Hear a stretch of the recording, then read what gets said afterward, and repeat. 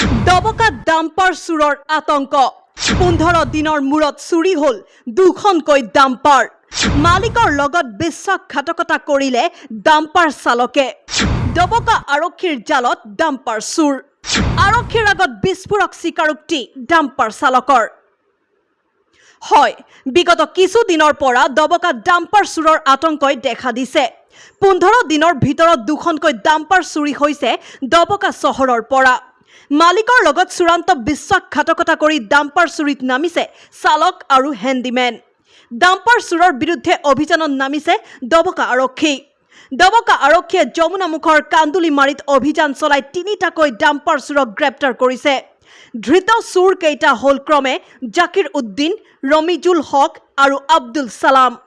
উল্লেখযোগ্য যে যোৱা 27 ছেপ্টেম্বৰৰ নিশা দবকাৰ পুৰণা বজাৰস্থিত HP পেট্ৰল পাম্পৰ পৰা AS25CC 4377 নম্বৰৰ 10চকীয়া ডাম্পাৰ গাড়ীখন চুৰি হৈছিল তাৰ পাছত গাড়ীখনৰ গৰাকী আব্দুল মতিনে দবকা আৰক্ষী থানাত এখন এজাহাৰ দাখিল কৰিছিল দবকা আৰক্ষীয়ে এক গোচৰ পঞ্জীয়ন কৰি তদন্ত আৰম্ভ কৰিছিল আৰক্ষীৰ তদন্তকালত গাড়ীখনৰ চালক ৰমিজুল হক চুৰি কাৰ্যৰ লগত জড়িত থকাৰ কথা পোহৰলৈ আহে পাছত ৰমিজুলক গ্ৰেপ্তাৰ কৰি সোধপোছ কৰাৰ অন্তত বাকি আৰু 4জন চুৰি কাৰ্যৰ লগত জড়িত থকাৰ কথা পোহৰলৈ আহে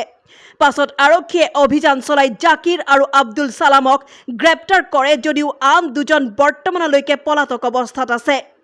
ইতিমধ্যে অভিযুক্ত কেইজনে গাড়ীখন চুৰি কৰাৰ কথা কেমেৰাৰ সন্মুখত স্বীকাৰ কৰিছে তেওঁলোকে 5 লাখ টকাৰ বিনিময়ত গাড়ীখন মণিপুৰত বিক্ৰী কৰা বুলি জানিবলৈ দিছে বাকি দুই অভিযুক্তক গ্ৰেপ্তাৰ কৰিবলৈ আৰক্ষীয়ে জোৰদাৰ অভিযান অব্যাহত ৰাখিছে যোৱা সোমবাৰে ৰাতি আমাৰ দবকাৰ পেট্ৰল পাম্পৰ পৰা এখন ডাম্পাৰ চুৰি হৈছিলে তাৰ কেইদিনমান আগতে আকৌ দবকাৰ পৰা আৰু এখন ডাম্পাৰ চুৰি হৈছিলে এইবিলাক মানুহে চুৰি কৰি আছে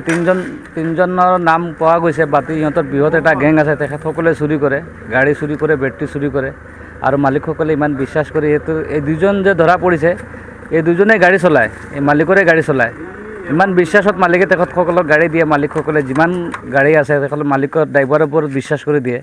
আৰু ড্ৰাইভাৰসকলে যদি এনেকুৱা কৰে তেনেহ'লে কেনেকৈ বহুত বেয়া লাগে আৰু ইহঁতৰ বৃহৎ এটা গেং আছে আৰক্ষীৰ সহযোগত বা দবকা আৰক্ষীক আমি অনুৰোধ জনাইছোঁ যে এই বৃহৎ গেংটো ধৰাৰ চেষ্টা কৰিব লাগে আমি যিমান আমাৰ ৰাইজৰ পৰা সহায় সহযোগ কৰিব লাগে আমি 100% সহায় সহযোগিতা কৰি যাম কেতিয়াও আমি এইবিলাক গেংক আমি নিদিওঁ প্ৰশ্ৰয় নিদিওঁ এইবিলাক ধৰিবই লাগে আৰু জনামতে এই তিনিজন যমুনামুখৰে ল'ৰা ইহঁতৰ বৃহৎ এটা গেং আছে ইহঁতক কেনেকুৱা চুৰি কৰিছে কেনেকুৱা গাড়ীখন লৈ গৈছে চব স্বীকাৰ হৈছে ঘটনা হ'ল গাড়ীটো চুৰি হ'ল সোমবাৰে ৰাতি 11:58 পৰা গাড়ীটো নাইকিয়া আমি গম পাওঁ ৰাতিপুৱা 7 বজাত যেতিয়া গাড়ীখন মই কুৱাৰীত উঠাবলৈ ড্ৰাইভাৰক কল কৰোঁ ড্ৰাইভাৰক সুধিলোঁ গাড়ীটো নাই ইয়াতে ড্ৰাইভাৰে নাজানা ভাও ধৰিছে সি আহিছে সোধপোছ লগালোঁ চাৰিওফালে নাই যেতিয়া তাক পুলিচৰ কাষ্টডিত ৰাখিলোঁ তেতিয়া গধূলালৈকে সি স্বীকাৰ কৰিলে সি গাড়ীখন ওলাই দিলে ব্যুৰো ৰিপৰ্ট দবকা লাইভ